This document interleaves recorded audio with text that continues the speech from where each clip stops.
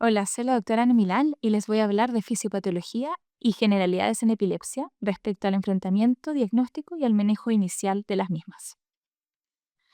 Respecto a los temas que vamos a tratar hoy día, vamos a hablar un poco de las definiciones, de la epidemiología de la epilepsia, de cómo hacer una evaluación inicial en un paciente que presenta crisis. Vamos a hablar de la fisiopatología, de la diferencia entre lo que es ictiogénesis, epileptogénesis, luego un poquito de semiología, pronóstico en la patología que es la epilepsia, algunos diagnósticos diferenciales, el concepto de refractariedad y el manejo inicial y calidad de vida en los pacientes.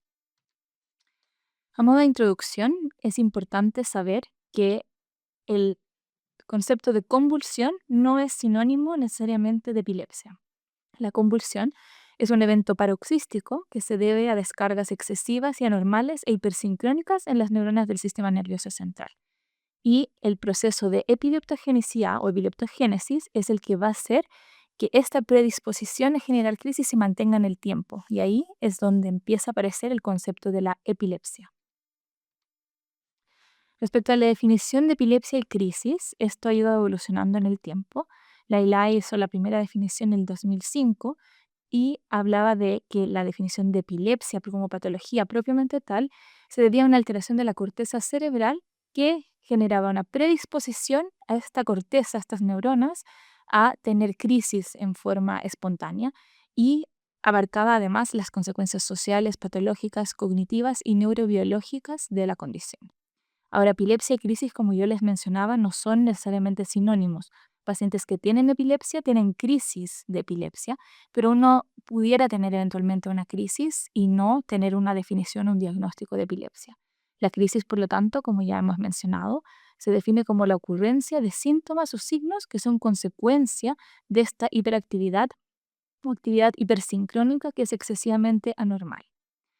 En el 2017 cambió un poco esta definición y se agregó lo que llamamos una definición operacional que permitía definir en forma más precisa el diagnóstico de epilepsia en base a condiciones o factores estrictos y respecto a la posibilidad de recidiva. Por lo tanto, ya desde el 2017 se habló de epilepsia como una enfermedad del cerebro que debe cumplir con las siguientes condiciones. Se deben tener por lo menos dos o más crisis no provocadas y que esas deben ser separadas por más de 24 horas. Es decir, si un paciente presenta una crisis de epilepsia y a la hora, sin recuperación de conciencia o incluso con recuperación de conciencia, presenta una segunda crisis, ese paciente se considera como una crisis única y no cumple, por lo tanto, con ese criterio de dos o más crisis separadas por más de 24 horas que hace diagnóstico de epilepsia. Otra posibilidad es que un paciente tenga una sola crisis de epilepsia, una crisis no provocada, pero con una posibilidad a tener una crisis similar, o es decir, un riesgo de recurrencia, y que ese riesgo sea mayor a un 60%. Y si eso ocurre, ya tenemos también el diagnóstico de epilepsia, en ese caso con una sola crisis. Por ejemplo, un paciente que presenta una crisis de epilepsia y en una neuroimagen se observa que tiene un cavernoma, una lesión vascular, un tumor o una displasia. Ese paciente, a pesar de que tenía una sola crisis en su vida, tiene una predisposición importante, mayor al 60%, a cumplir una segunda crisis y uno no va a esperar a que eso ocurra, va a empezar a tratar a ese paciente y por lo tanto ya con esa definición, con una sola crisis, vamos a tener un paciente con un diagnóstico de epilepsia. Además, pacientes con epilepsia refleja, si tienen dos o más crisis, también van a ser diagnosticados con esta patología. Y finalmente, que no sale acá, pero que también es parte de la definición de la ILAE, son los síndromes electroclínicos, es decir, algunas epilepsias genéticas, edad dependientes, que finalmente van a generar un síndrome clínico epiléptico que puede o no pasar o puede o no curarse, pero que en ese momento en particular es definido como una patología dentro de la epilepsia. Y así es como en la última actualización de la ILAE se definen los distintos tipos de crisis que pueden ser de inicio focal, generalizado o desconocido. Y así, en base al tipo de crisis, vamos a tener distintos tipos de epilepsia, también focal, generalizada, combinadas, porque hay efectivamente pacientes que tienen epilepsias, por ejemplo, generalizadas idiopáticas y focales idiopáticas juntos en un solo paciente, o algunos que pueden ser de origen desconocido. Y ahí podemos tener o no síndromes clínicos. Y todo esto va a estar afectado por las comorbilidades que tiene el paciente y además respecto a las etiologías en las epilepsias predominantemente. En las focales tenemos causas estructurales, infecciosas, metabólicas, inmunes o a veces desconocidas y en las generalizadas muchas veces causas genéticas. Respecto a la epidemiología, más o menos un 10 a 11% de la población general va a tener alguna convulsión en algún momento en su vida. Y eso, como yo ya les adelantaba, no significa que necesariamente va a tener un diagnóstico de epilepsia. Es mayor el porcentaje de riesgo de tener una crisis que el porcentaje de riesgo de tener una epilepsia, porque tenemos lo que llamamos convulsiones sintomáticas agudas, que dan más o menos un 40% de estas convulsiones iniciales. Y eso significa que son causas que son reversibles y que no generan a la larga una predisposición permanente o persistente a tener crisis. Por ejemplo, un paciente que cursa con una infección importante, febril, con una hiponatremia, con una o hiperglicemia, puede tener una convulsión sintomática aguda y una vez se resuelve ese insulto, que es transitorio, el paciente no persiste o no mantiene el diagnóstico de epilepsia.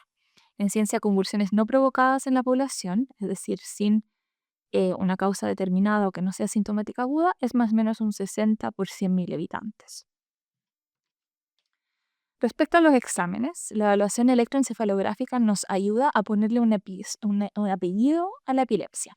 Es decir, el diagnóstico de epilepsia, como ya hemos visto, es clínico. Uno no requiere ningún estudio paraclínico para poder hacer un diagnóstico de epilepsia, pero el electro nos ayuda, ya que si está positivo o alterado, nos puede definir o dar un apellido a esa epilepsia. Nos puede decir que esa epilepsia es focal, que es temporal, que es frontal o que es una epilepsia generalizada dentro de un síndrome clínico. Por lo tanto, el electro tiene una relevancia importante y se debe tomar lo más precozmente posible, cercano a la crisis que haya presentado el paciente, ya que eso aumenta la sensibilidad.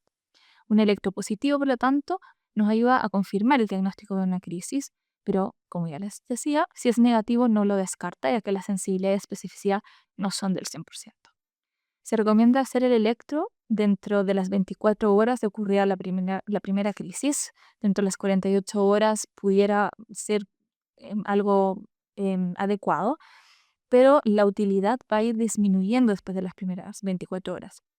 El tener un electropositivo dentro de las primeras 24 horas cercano a un 50% y eso disminuye a menos de un tercio ya pasadas las 24 horas. Ahora, si hacemos electros prolongados o repetidos en el tiempo, esa positividad o sensibilidad va a aumentar y puede ser cercano a un 70%.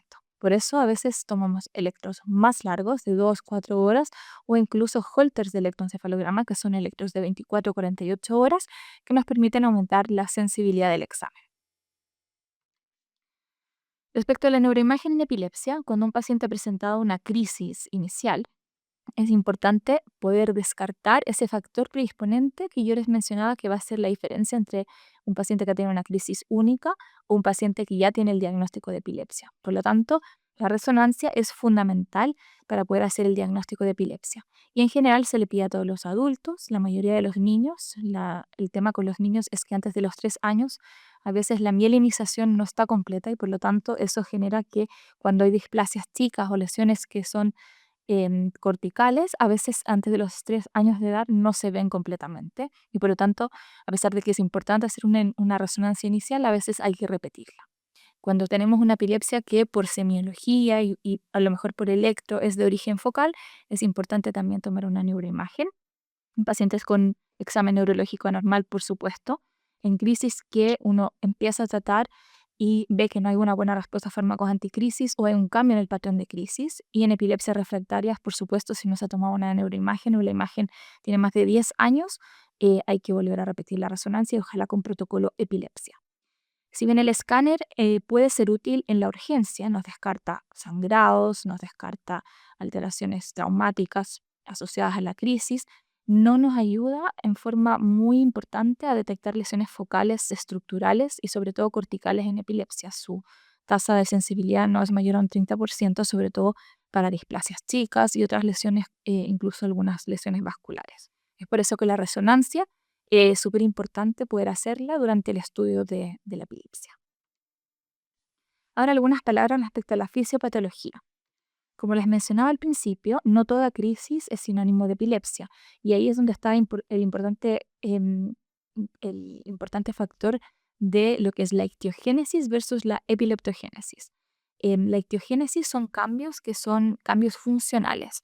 Pueden haber cambios ya de hiperexcitabilidad, cambios neuronales, en las redes neuronales, porque hay un ambiente que genera un aumento glutamatérgico predominantemente, sobre todo en adultos. Ahora, la epileptogénesis es un proceso mediante el cual un grupo de neuronas desarrolla esta hiperexcitabilidad exagerada y es tanto que empiezan a haber cambios que ya no son solo funcionales, sino que también son cambios a nivel anatómico, a nivel molecular y que generan un estado en el que empieza a haber una capacidad de estas neuronas a hiperexcitarse en forma espontánea y producir, por lo tanto, crisis epilépticas. Y ahí ya tenemos alteraciones sinápticas y no sinápticas, alteración de redes tálamo-corticales y alteraciones también del sprout neuronal. Y esa es la diferencia importante entre la ictiogénesis, en que eso todavía no ha ocurrido, y la epileptogénesis, en que ya estas neuronas se han patologizado. Y por eso muchas veces los pacientes preguntan, ¿por qué yo en toda la vida no he tenido epilepsia y ahora a los 30, 40 años empieza esto? Hay una predisposición en ese paciente, una ictiogénesis que está empezando a ocurrir, pero los cambios estructurales pueden ocurrir más tardíamente en la vida y por lo tanto el diagnóstico de epilepsia y el inicio de las crisis pueden ocurrir en cualquier momento de la vida. Ahora también existe un curso temporal dentro de la epileptogénesis. Primero hay cambios a nivel iónico de los canales, sobre todo, digamos, a nivel de la membrana. Después ya hay cambios transcripcionales, incluso muerte neuronal. Y ya, como les mencionaba, cuando empezamos a tener el diagnóstico de epilepsia es porque pueden ocurrir estas crisis en forma espontánea, porque ya hay una reorganización de estas redes, neurogénesis, gliosis y alteraciones estructurales que pueden pasar en semanas, meses, años. Además, en los niños también hay un aumento de la excitabilidad que es distinto a los adultos. En general, nosotros hablamos de que las neuronas GABAérgicas tienden a ser inhibitorias, sobre todo en un adulto normal, pero en los niños hay neuronas GABAérgicas, sobre todo en niños prematuros, que pueden ser excitatorias y eso es porque hay un cambio a nivel iónico de la entrada y salida de cloro que les voy a mencionar a continuación. Entonces, cuando ocurre la epilepsia tempranamente en la vida, pueden haber cambios en estos mecanismos de excitabilidad y eso ocurre en cerebros inmaduros y eventualmente eso se puede también modificar en el tiempo. ¿Por qué ocurre eso? Porque estos cerebros inmaduros van a tener alteración de canales KCC2 que son más chicos que en cerebros maduros y por lo tanto hay un cambio y en vez de entrar cloro a la célula, generando una hiperpolarización, el cloro sale de la célula, se despolariza y estas neuronas GABAérgicas generan una excitabilidad aumentada y no son, como en los adultos, neuronas inhibitorias. Y esa es una de las razones por las cuales también puede haber cambios en los patrones de crisis desde un cerebro inmaduro y posteriormente en el tiempo. En los adultos los procesos de susceptibilidad son algo distintos. Las patologías o la etiología de epilepsia en los adultos puede ser edad dependiente. Como les mencionaba, efectivamente un paciente pudiera tener una epilepsia que se desarrolla en cualquier momento de su ciclo vital. Sin embargo, según etiología, uno tiene mayor o menor predisposición o probabilidad de tener una u otra patología. Por ejemplo, entre los 25 y 40 años es mucho más frecuente tener un traumatismo craneoencefálico que en los mayores de 60 y esos, cuando son traumas importantes, pueden generar epilepsia en forma secundaria. Tumores primarios del sistema nervioso central, pacientes con etilismo crónico que tienen una atrofia cerebral importante o epilepsias secundarias a daño cerebral temprano, malformaciones vasculares, llámese em, pueden ser desde aneurismas, malformaciones vasculares, tipo cavernomas u otras, infecciones del sistema nervioso central, pacientes que, por ejemplo, han tenido encefalitis o meningitis, sobre todo herpéticas, después de unos años posterior a haber superado esa patología, pueden presentar epilepsias que son predominantemente temporales o límbicas muchas veces, o pacientes con lesiones tipo esclerosis múltiple. Entre los 40 y 60 años, los tumores son lo que predominan como patología inicial de epilepsia, etilismo crónico, trauma o enfermedades cerebrovasculares. Y en los mayores de 60 años, el ACV cobra mucha mayor relevancia, pero también hay tumores cerebrales tanto primarios como metastásicos y la enfermedad de Alzheimer que tiene una relación bidireccional con la epilepsia. Ahora les voy a mencionar algunas palabras sobre semiología. no todas las crisis en epilepsia son crisis convulsivas. Muchas veces tenemos crisis que son de distinta semiología y que inician de distintas formas según el área de la corteza que se afecta o que se empieza a hiperexcitar. Y por lo tanto podemos tener crisis que parten con semiología más bien motora, que puede ser con distonías, con mioclonías, clonías o ya algunas, digamos, alguna semiología motora em, menos em, básica, como serían, por ejemplo, los automatismos, y eso lo vamos a mencionar en detalle más adelante. También puede haber semiología sensitiva, pacientes que hablan de que tienen dolor en alguna parte del cuerpo, hiperestesia, hiperalgesia, parestesias u otros tipos de alteración de la sensibilidad, y que en general lo que uno ve es que esto es bastante estereotipado en un paciente en particular.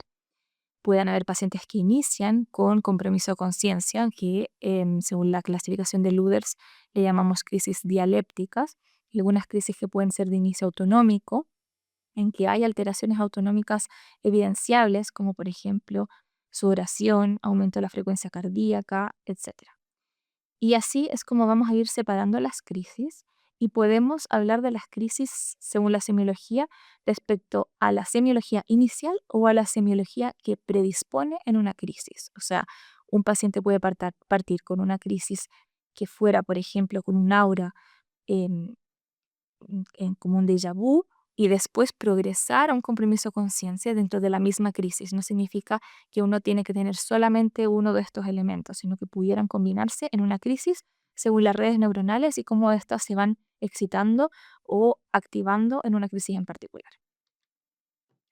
Respecto a las auras sensitivas, tenemos no solamente auras somatosensoriales que yo les mencionaba, pero también pueden haber otras como auras gustativas, que tienden a ser sabores bastante estereotipados, habitualmente desagradables, y que los pacientes muchas veces lo pueden describir como un sabor amargo o dependiendo de qué área habitualmente de la ínsula se active, el aura gustativa puede ser distinto, pero bien estereotipado en un paciente en particular.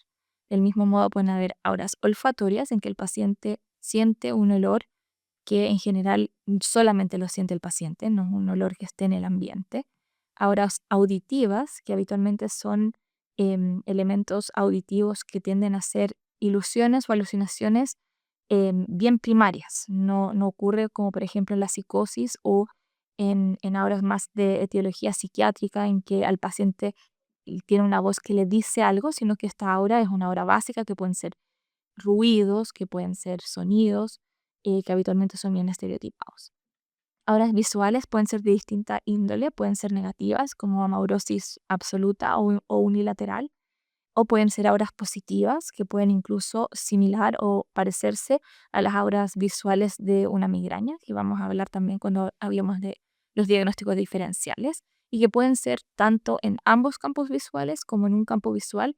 Cuando ocurren en un campo visual tienden a ser contralaterales al sitio que se activó en esa crisis en particular, pero que no siempre ocurre así. A veces en un porcentaje menor pudieran ser ipsilaterales. Auras autonómicas en que el paciente puede percibir la sensación de palpitaciones, la sensación de sudoración, entre otros. Una aura abdominal que habitualmente el paciente describe como una sensación abdominal ascendente, como que algo le sube por el abdomen, o a veces lo describen como una opresión torácica, o sensación de déjà vu, jamais vu, u otras sensaciones psíquicas que pueden ocurrir también en forma estereotipada en un paciente en particular. También puede, como ya les mencionaba, haber alteración de conciencia, y las llamamos las crisis dialépticas o, según la clasificación de Leila, es solo con compromiso de conciencia, que antes se llamaban complejas, pero eso ya actualmente no se utiliza, esa nomenclatura. Y esa alteración de conciencia puede ser total o parcial. El paciente pudiera estar respondiendo en forma anómala o pudiera no responder. Puede haber alteración de la interacción con el entorno y puede muchas veces no asociarse a alteración motora, y habitualmente lo que ocurre es que hay amnesia del evento. Respecto de las crisis motoras, en general las dividimos en motor simple y motor complejo. Ya les adelantaba un poco respecto a la semiología motora simple, que pueden ser crisis mioclónicas, clónicas, tónicas, tónico-clónicas, espasmos, que es mucho más frecuente en la edad pediátrica o crisis versivas con rotación ya sea de la vista o de la cabeza. Y el motor complejo, que habitualmente son las crisis hipermotoras o hipercinéticas, las crisis automotoras en que ocurren automatismos que pueden ser más simples o más complejos según la región prefrontal que se esté activando o del cíngulo, y crisis gelásticas que habitualmente se asocian a martomas hipotalámicos, pero que pueden asociarse también a otras activaciones frontales y frontobasales, y en que el paciente presenta risa que muchas veces es inadecuada en un ambiente específico. Las crisis especiales son aquellas crisis, por ejemplo, mioclónicas negativas, que son interrupciones leves en el fondo del tono muscular debido a estas descargas epilépticas. Crisis atónicas, en que hay una pérdida del tono postural que pueden incluso producir caídas al piso. Crisis estáticas, que son las que definimos como caídas epilépticas, en que al revés de las atónicas en que uno percibe una pérdida del tono, en las estáticas no hay una claridad respecto a por qué ocurrió una caída y por lo tanto uno no las define específicamente como atónicas.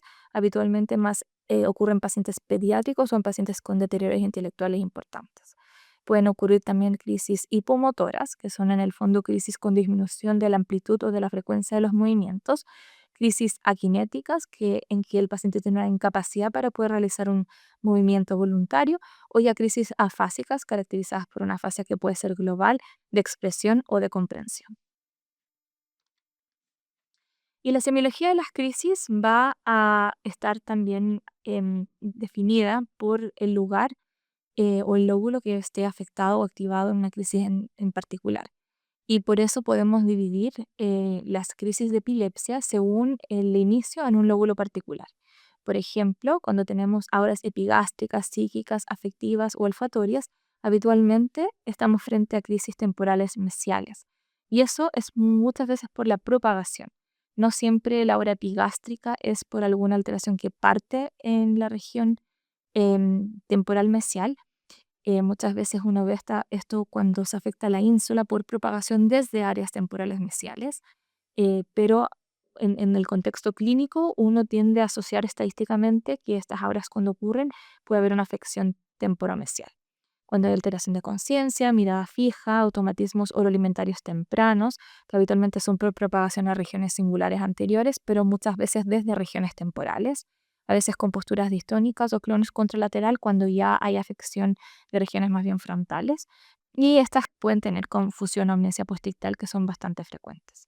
Las epilepsias o la afección temporal lateral, habitualmente ahí las auras tienden a ser auras auditivas, perceptuales o experienciales, y puede haber disfunción del lenguaje por la asociación del área temporal posterior con la región supramarginal, donde tenemos también áreas, digamos el área de Wernicke. Y respecto a las alucinaciones auditivas, usualmente es cuando hay afección del giro temporal superior, sobre todo en la región posterior o posterior lateral, que es el giro de Heschel, que es la región, digamos, o zona auditiva primaria en la corteza. También pudieran acá haber automatismos que tienden a ser oroalimentarios más tardíos, porque la propagación al cíngulo respecto al temporal lateral es un poquito más, el espacio es mayor y por lo tanto se demora más en propagar al cíngulo que lo que ocurre con epilepsias temporomesiales. Y a veces sí, algunas de estas manifestaciones pueden ser indistinguibles de epilepsias temporales mesiales. En general, las crisis frontales pueden ser bastante diversas y va a depender de el sitio que esté activado dentro de la corteza frontal, que abarca un 40% de todo el encéfalo. Pero habitualmente uno puede hablar de que las crisis, cuando son frontales, son crisis que son más bien breves, que pueden venir en clúster habitualmente en el sueño, que pueden no tener, en este caso, confusión postictal, que es bastante más frecuente en las epilepsias temporales, que pudieran generalizarse en forma bastante rápida y que muchas veces tienen manifestaciones motoras prominentes, sobre todo básicas, cuando tienen afección sobre todo precentral, en que hay posturas tónicas, distónicas, y cuando ya hay propagación más anterior o a nivel del cíngulo, ya con automatismos más cinéticos o hipercinéticos complejos o bizarros. A veces hay lo que llamamos el pelvic thrusting, que son automatismos sexuales, pueden haber caídas y muchas veces pueden propagar o generar estatus epiléptico, que es un tema que habría que revisar en una clase distinta. Respecto a la semiología de las crisis parietales, habitualmente son auras somatosensoriales, sobre todo cuando son auras que abarcan más alteraciones de la sensibilidad más básica, como pacientes que presentan parestesias, hiperestesias. Habitualmente, cuando es dolor puro, uno tiende a fijarse más en áreas insulares y no necesariamente en áreas parietales. Puede haber alteración receptiva del lenguaje, por lo que les mencionaba, sobre todo de la región de Wernicke. Puede haber además negligencia cuando hay afección del hemisferio no dominante, y la propagación es variable, sobre todo a nivel del fascículo longitudinal superior, que va a propagar esta actividad ya sea a regiones occipitales, y ahí pudiéramos tener manifestaciones visuales secundarias, o a regiones tanto temporales como frontales, y ahí podrían haber otras manifestaciones tanto motoras como algunas temporomesiales que ya mencionamos. Y respecto a las crisis occipitales, habitualmente se dan sobre todo cuando se afecta el área calcarina con alucinaciones visuales elementales, puede haber pérdida de visión, puede haber sensación también de movimiento ocular que a veces se ve y a veces es solo una sensación que tiene el paciente, por lo tanto puede o no haber desviación ocular forzada que tiende a ser contralateral. Y la propagación ahí también puede ser hacia zonas más anteriores del encéfalo. Cuando ya tenemos el diagnóstico de epilepsia, muchas veces los pacientes nos van a hablar o preguntar sobre el pronóstico, y el pronóstico va a depender del tipo de epilepsia o del apellido que le hemos puesto a esta epilepsia. Habitualmente, pacientes que tienen epilepsias que son edad dependientes, epilepsias genéticas, edad dependientes o síndromes epilépticos genéticos, estas epilepsias habitualmente, sobre todo las epilepsias de ausencia infantil, sobre todo, o las epilepsias de ausencia juvenil, tienden a tener buen pronóstico y a ser edad dependientes, así como ocurre también con algunas epilepsias focales idiopáticas, como el Beck's, y ahí tiende a poder recuperarse el paciente. Pero en pacientes en que el apellido no es muy claro o en que tienen epilepsias que tienden a tener características más bien focales, ahí el número de crisis luego de 6 meses de la presentación de la primera crisis va a ser un factor predictor importante para ver la posibilidad de remisión. Pero como les decía, el pronóstico va a depender de la etiología, del inicio temprano del tratamiento, de la adherencia al mismo. Tenemos pacientes que habitualmente tienen buena adherencia, no tienen crisis, empiezan a dejar por su cuenta el tratamiento y luego empiezan con crisis que son de mucho más difícil manejo, e incluso dejándole los mismos fármacos que estaba usando previamente.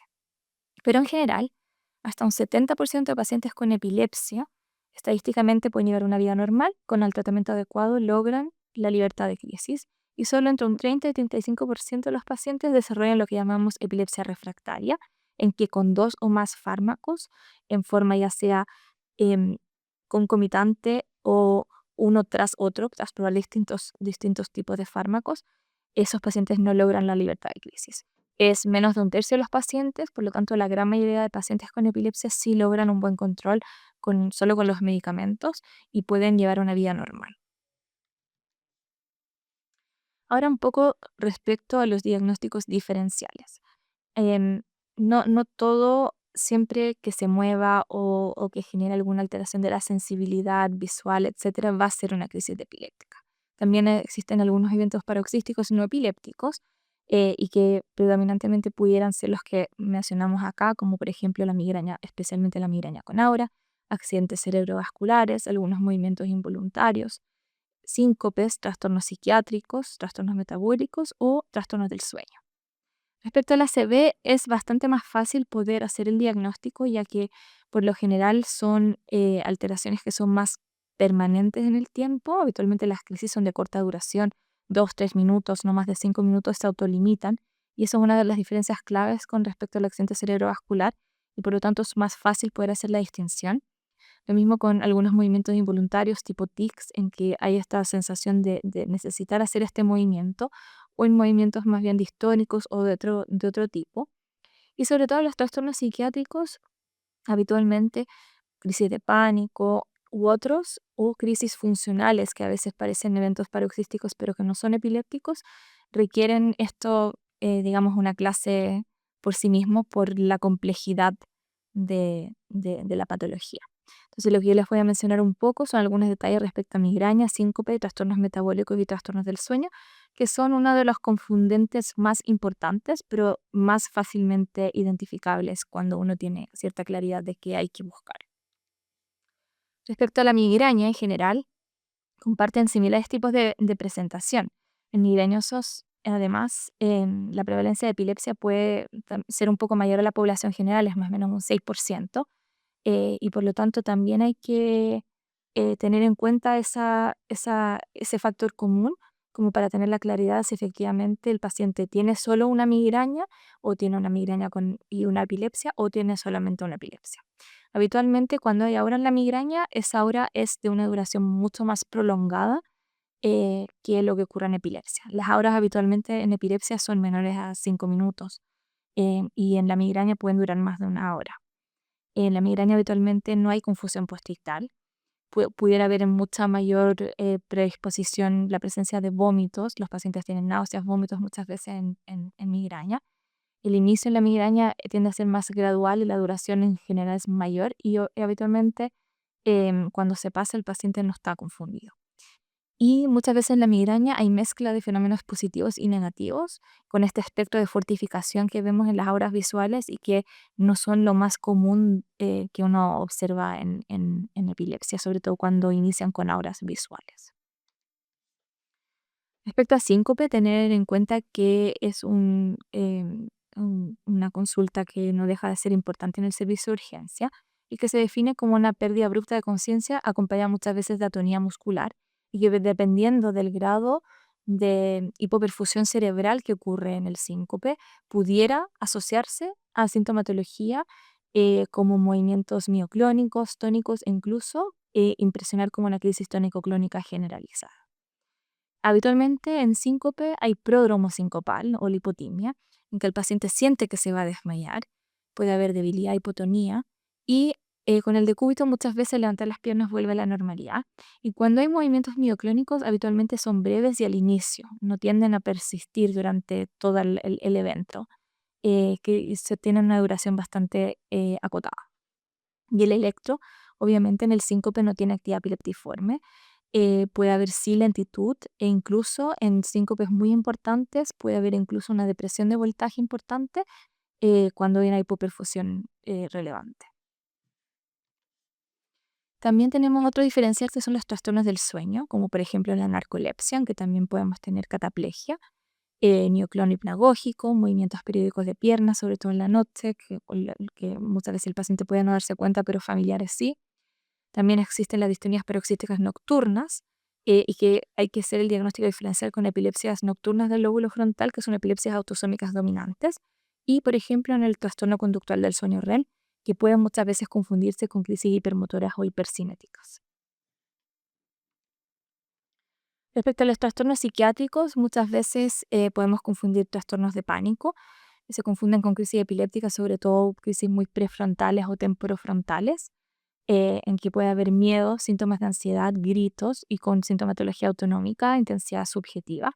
Y además, muchas veces puede el paciente no presentar confusión, salvo que tuviera una hiperventilación muy exagerada.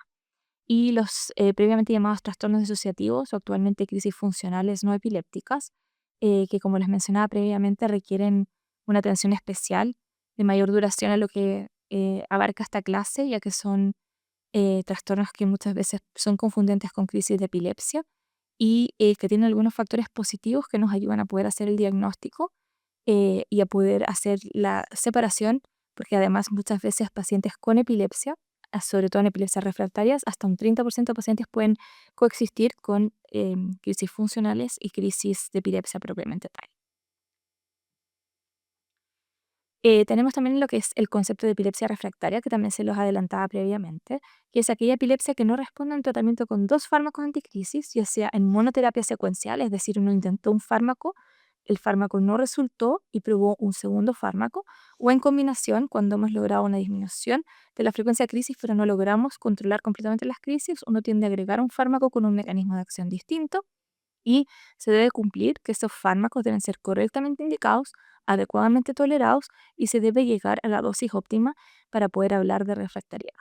Porque también existe el concepto de pseudo-refractariedad que ocurre cuando el paciente no sabemos si tiene una buena adherencia a fármacos o en un paciente en que, por ejemplo, no dejamos el tratamiento indicado Dígase, por ejemplo, un paciente con una epilepsia generalizada, si le dejamos carbamazepina, pueden aumentar las crisis, sobre todo las crisis mioclónicas, y ahí no hablaríamos de refractariedad, sino que eso sería una pseudo-refractariedad. O pacientes en que no logran subir la dosis porque tienen efectos adversos importantes que alteran la tolerabilidad del fármaco. Por lo tanto, en general, nosotros logramos controlar con un solo fármaco casi el 50% de las crisis. A veces con un segundo logramos hasta un 13%, pero con un tercero combinación el porcentaje disminuye, de control de crisis disminuye en forma muy importante. Y eso es ese 70% de control de crisis que nosotros hablamos de que son los pacientes que logran un buen control con fármacos. Ahora, hay pacientes en que efectivamente, que es más o menos un 30% de los pacientes, que no logran un buen control a pesar de estar con 2 o 3 medicamentos. Y esos pacientes, cuando tienen epilepsia focal que ya definimos como refractaria, uno pudiera ofrecerles algo más que solo fármacos anticrisis, y ahí es cuando empezamos a hacer el estudio para la cirugía de epilepsia.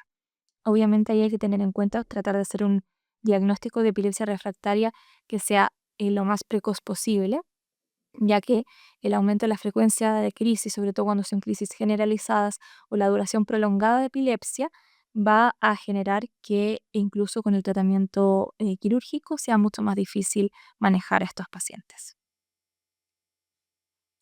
Ya les mencionaba, la farmacoresistencia es más o menos un 30% y la identificación precoz es importante porque va a afectar además la calidad de vida de los individuos. Se asocia muchas veces a complicaciones psiquiátricas. Yo les decía que hasta un 30% de pacientes con epilepsias farmacoresistentes o refractarias van a tener crisis funcionales, pero además hay otras comorbilidades psiquiátricas que se asocian a epilepsia, como son los trastornos de ansiedad o la depresión. Y se asocia a mayor morbi-mortalidad, se asocia a muerte súbita en epilepsia, que es conocido como SUDEP y que ocurre muchas veces cuando tenemos crisis generalizadas nocturnas en forma reiterativa, se asocia, no la causan, pero se asocia a, a SUDEP. Y además los pacientes con epilepsia farmacoresistente tienden a tener una mayor tasa de suicidabilidad y pudieran afectar también el neurodesarrollo. Respecto al tratamiento, cuando ya tenemos claridad de que el paciente efectivamente tiene una epilepsia, es decir, tiene esta predisposición a tener 2 o más crisis, no solamente una crisis sintomática, que eso es el concepto inicial que yo les mencionaba, ahí tenemos que iniciar fármaco anticrisis. Es decir, después de una segunda crisis no provocada o después de una sola crisis no provocada, si existe lesión en la neuroimagen, déficit neurológico, electroconactividad epileptiforme o que por alguna otra razón sabemos que el riesgo de tener otra crisis va a superar el 60%. Todo paciente que cumpla con estos criterios debe iniciar fármaco anticrisis. Y el tratamiento va a depender, ya que hay múltiples fármacos anticrisis. Acá algunos ejemplos de los fármacos a los que tenemos acceso. Y es importante conocer los fármacos, su mecanismo de acción, la biodisponibilidad oral, cuánta unión a proteínas plasmáticas tiene el fármaco, la interacción con otros medicamentos, cómo es su metabolismo y su eliminación, la vida media, por lo tanto, también del fármaco, y todas las interacciones farmacocinéticas y farmacodinámicas potenciales. Por eso es importante conocer los tipos de fármacos porque no todos los medicamentos van a servir para todas las epilepsias. En general, los inhibidores de canales de sodio y particularmente aquellos que son inductores enzimáticos no nos sirven para epilepsias generalizadas, pudiendo además en estos casos aumentar las crisis mioclónicas y por lo tanto tenemos pacientes que pueden estar en peores condiciones que cuando empezamos a tratar. Por lo tanto, por ejemplo, en epilepsias generalizadas idiopáticas, sobre todo en epilepsia mioclónica juvenil, uno tendería a no dejar carbamazepina ni fenitoína y tratar de dejar fármacos que uno sabe que son de mejor acción para estas epilepsias generalizadas como es el ácido valproico, la lamotrigina o por ejemplo el levetiracetam. Ahora también la elección del fármaco va a estar definida no solo por el tipo de epilepsia, sino que va a estar definida también por las comorbilidades o las características especiales de un paciente en particular. Por ejemplo, un paciente que tiene una depresión importante y que sabemos que ha tenido un intento de suicidio o en el fondo tiene características o factores familiares psiquiátricos, uno tiende a tratar de evitar en esos pacientes el levetiracetam, que se ha visto que hasta en un 30% de los casos puede generar alteraciones psiquiátricas importantes, ya sea apatía, irritabilidad o depresión propiamente tal. Y así uno va eligiendo el factor o el fármaco que se acerca más a lo que uno quiere tratar de cumplir con el paciente. Por ejemplo, pacientes que tengan migraña crónica asociada a epilepsia, uno tiende a elegir, por ejemplo, topiramato o ácido valproico, particularmente topiramato si además la migraña tiene aura, porque es el que se ha visto que funciona mejor para este tipo de pacientes. Por lo tanto, eso ya es un tema que hay que ver en una presentación también de farmacología con todas las características de cada uno de los fármacos, pero para que les quede la idea de que efectivamente cada fármaco debe ser usado en forma particular para una epilepsia específica, en un paciente específico según sus características y comorbilidades, y además debemos llegar a la dosis efectiva. Acá algunos otros ejemplos. Y acá un poco información respecto a la dosis sugerida en adultos para cada uno de estos fármacos en particular.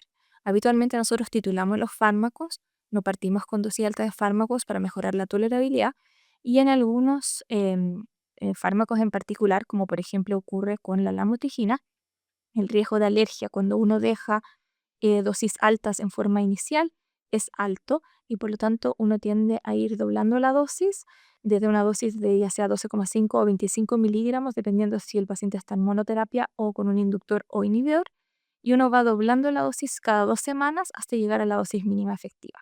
Y toda esa información también hay que dejársela al paciente, explicando que hasta que uno no llegue a esa dosis mínima, el paciente pudiera persistir con crisis y ahí uno decide si deja algún otro fármaco de transición según la característica o frecuencia de crisis que pueda tener un paciente. Finalmente, un poco de epilepsia fármaco-resistente. Yo ya les adelantaba que son más o menos un 30% de pacientes que pueden terminar teniendo epilepsias fármaco-resistentes. Y en esos pacientes uno tiende a no quedarse de brazos cruzados, sino que busca la opción quirúrgica.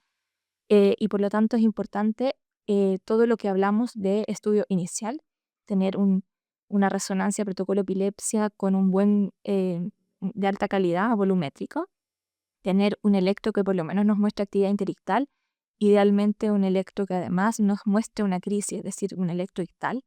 Además, se hacen evaluaciones neurocognitivas o neuropsicológicas en estos pacientes y en algunos pacientes en particular pudieran requerir también otro tipo de estudio más avanzado, como sería un PET interictal, un SPECT ictal o, por ejemplo, una monitorización en un paciente hospitalizado. Dependiendo de lo que uno vaya encontrando, uno va a idear un plan prequirúrgico en epilepsias focales y sobre todo cuando son lesionales. Uno tiende a intentar la resección en forma bastante directa, con algunas particularidades. Por ejemplo, si estamos frente a alguna lesión que esté en sitio elocuente, por ejemplo, lesiones que estén sobre sitio de función motora o de lenguaje, uno debiera hacer un estudio invasivo en estos pacientes a pesar de que tengan una sola lesión, como para intentar evitar las secuelas en estos pacientes.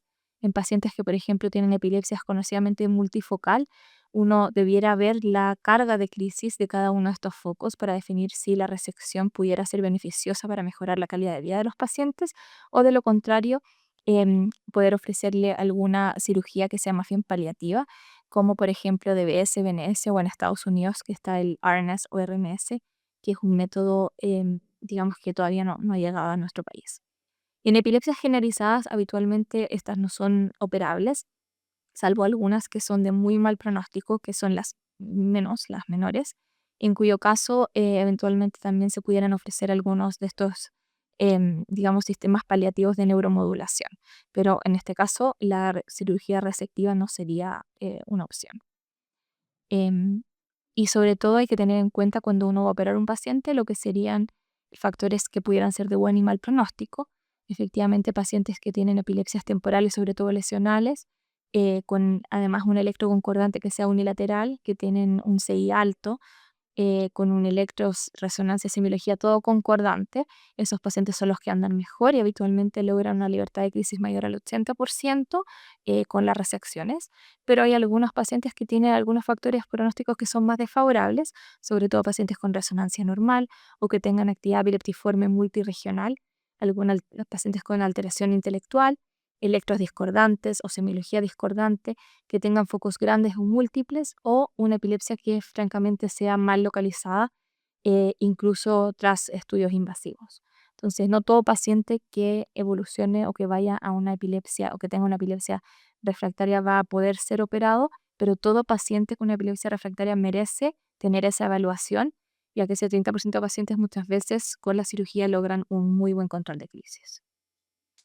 También tener en cuenta la calidad de vida en epilepsia. Pacientes con epilepsia en general presentan peores niveles de calidad de vida en comparación con la población general, y eso se asocia muchas veces a la alta frecuencia de crisis, a la severidad de las crisis, a las comorbilidades psiquiátricas que les mencionaba y algunas comorbilidades ya sean endocrinas o de otra índole que también se asocian a epilepsia.